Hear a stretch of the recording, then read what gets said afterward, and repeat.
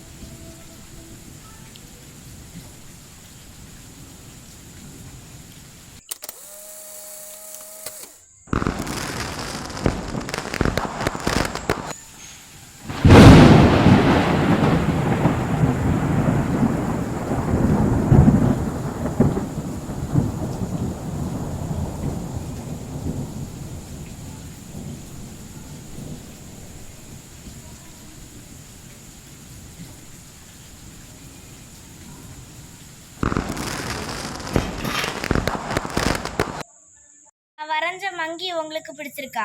கமெண்ட்ல சொல்லுங்க. தொடர்ந்து எங்க சேனலை வீடியோ பார்க்க லைக் பண்ணுங்க, கமெண்ட் பண்ணுங்க, சப்ஸ்கிரைப் பண்ணுங்க. பாய் பாய். See you.